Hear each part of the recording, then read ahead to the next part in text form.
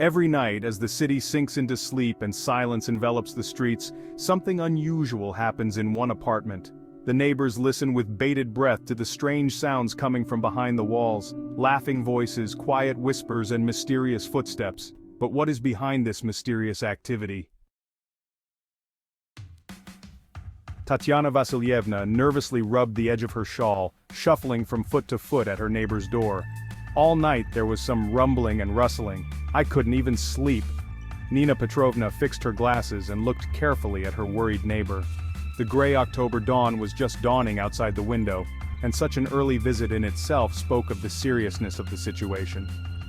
"Come in, Tanechka," she stepped aside, letting the neighbor into the apartment.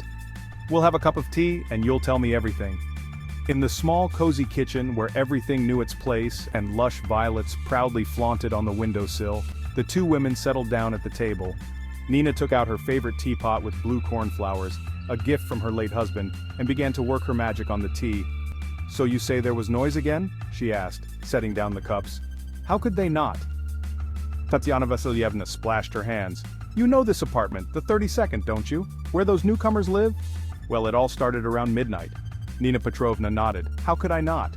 Apartment 32 was directly below her, and the new tenants, Vera and her husband Mikhail, had moved in about 3 months ago. At first everything had been quiet and peaceful, but in the last few weeks, something strange had been going on. At first there was a nasty creaking sound," Tatyana continued, sipping her tea, "as if something heavy was being dragged. Then there was a banging, not just any banging, but as if with something metal. And the main thing, all this in the middle of the night." "What about during the day?" Nina Petrovna inquired, putting cookies for her neighbor. "That's just it. During the day it's silent, as if there's no one there.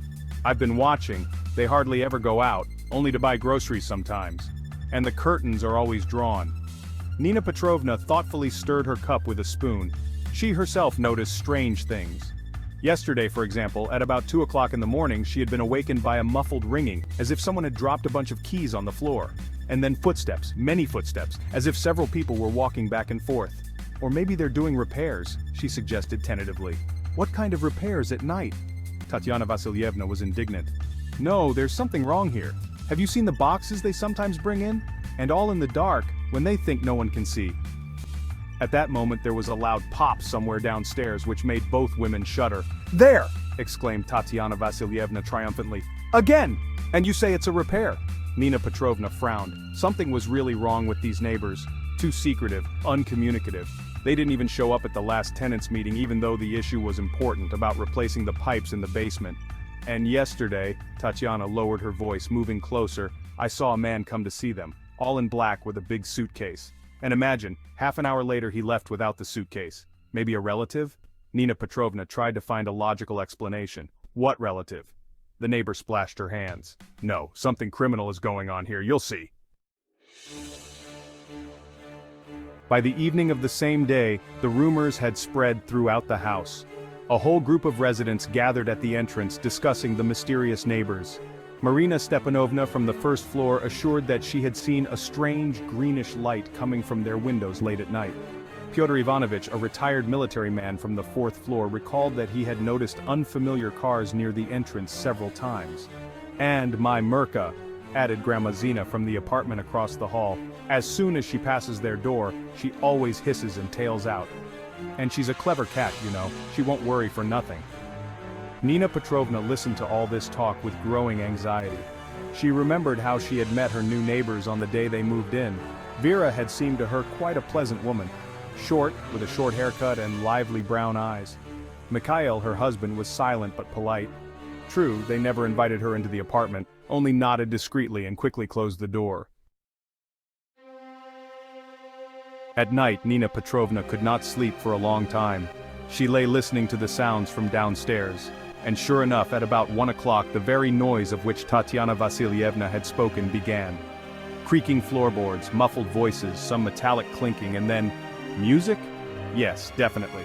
From somewhere below came the barely audible sounds of classical music. Bach? Nina Petrovna thought in surprise, straining her hearing. A strange choice for nighttime study. The next day she purposely guarded the neighbors on the landing. Around noon the door slammed. Vera was coming out with a garbage bag. When she saw Nina Petrovna, she twitched strangely, as if she wanted to turn around and leave, but then she nodded. "Hello." "Good afternoon, Verochka," Nina Petrovna said as friendly as possible. "How are you settling in? I hope you are comfortable here." Vera licked her lips nervously. "Yes, thank you, everything is fine." "And the neighbors are worried," Nina Petrovna began, but Vera interrupted her. "Excuse me, I have to go," and quickly rushed past, almost running down the stairs. Toward evening, the neighborhood policeman and some scowling man in civilian clothes appeared in the house. They stood at the 32nd apartment for a long time, ringing and knocking, but no one opened the door. But a whole crowd of curious neighbors had gathered. "There's a brothel there, I'm telling you for sure," whispered Tatyana Vasilyevna. "Or worse, some kind of sect." "No," Pyotr Ivanovich shook his head. "It's obviously something to do with weapons. I understand these things." Nina Petrovna stood a little apart, looking at the closed door. Something didn't add up in the whole story. For some reason she remembered Vera's eyes, frightened, but not angry, and the music at night. What kind of sect would listen to Bach? Toward evening, when everyone had dispersed, Nina heard the front door slam. Looking out the window, she saw two figures approaching the house with some bundles in their hands, Vera and Mikhail. They hastily disappeared into the entrance, and a minute later the sound of the door closing came from downstairs. Nina Petrovna resolutely put on her robe and slippers. Her heart was pounding, her hands were trembling, but she had to know the truth. Going down to the floor below, she resolutely pressed the bell button. There was silence for a long time, then cautious footsteps were heard, and the door was opened by a chain. Vera's wary face appeared in the gap. "I'm sorry for the late visit," said Nina Petrovna, "but we need to talk." Vera hesitated for a few seconds, then whispered something, turning back into the depths of the apartment. A chain jingled and the door opened. "Come in," Vera said quietly. "Don't be frightened, please." The apartment was nothing like the neighbors had imagined. There was no clutter, no suspicious objects. In the large room Vera led her into, there were long tables piled with tools, and on the tables... "Is that a clock?" Nina Petrovna asked in surprise, looking at the disassembled mechanisms. "Yes," came Mikhail's voice. He came out of the next room, wiping his hands with a rag. "An antique clock. We're restoring it." "Restoring? You see," Vera began, nervously tugging at her sleeve, "this is our job. My husband and I are restorers of antique clock movements. Many parts are very fragile, requiring special care. And the house is noisy during the day, the vibration from the cars, so we work at night." "And music," Nina Petrovna remembered. "Bach helps to concentrate," Mikhail smiled. "You know, there is a theory that his music is especially good for precise work." He led Nina Petrovna to one of the tables. "Here, look, this is a floor clock from the 18th century. The mechanism is completely disassembled. Every part needs to be cleaned, replaced where necessary. It's a very painstaking job." "Why didn't you tell anyone?" Nina Petrovna asked, looking at the fancy gears and springs. Vera sighed. "We tried to be inconspicuous so as not to disturb anyone. We thought we'd work at night when everyone was asleep. But it turned out the other way around. We only scared everyone. These boxes we carry," Mikhail added, "are just new orders, or finished works that we return to their owners." Nina shook her head, not knowing whether to cry or laugh. It was so simple and yet so unexpected. "You know what?" she said resolutely. "We must stop all this. Tomorrow we'll gather the neighbors and you'll tell them everything. Or better yet, show them. I'm sure they'll be interested." "Do you think so?" Vera asked uncertainly. "Of course!" Nina Petrovna smiled. "Just imagine, instead of a brothel or some sect, a real watchmaking workshop. We don't have anything like that in the whole neighborhood." The next day, apartment 32 was full of guests. Neighbors enthusiastically looked at the antique mechanisms, flooded Vera and Michael with questions. Tatyana Vasilyevna first rushed to look at the huge floor clock in the corner of the room. "My goodness, it's like being in a museum," she marveled. "Is it really the 18th century?"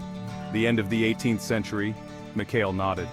"Do you see these patterns on the hull? Typical style of that time. But the mechanism..."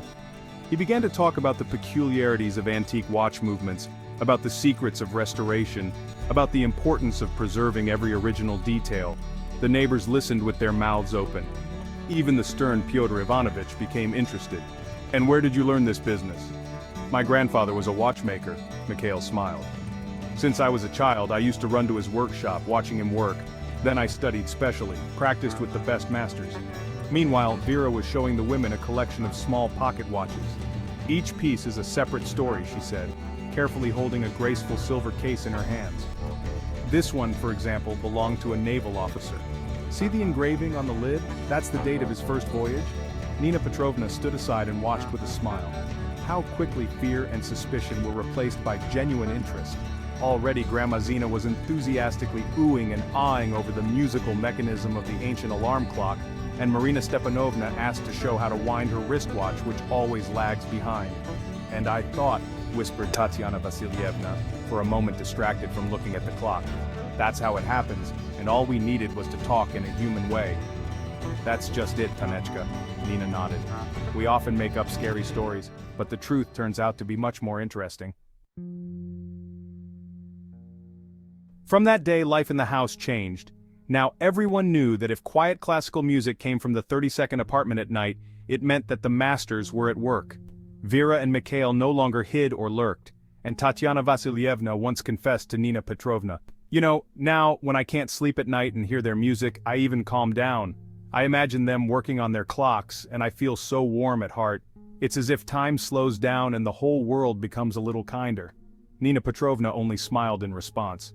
She knew that sometimes you just have to give time and everything will fall into place. Like in an accurate clockwork, where each gear will find its place and the hands will show the right time.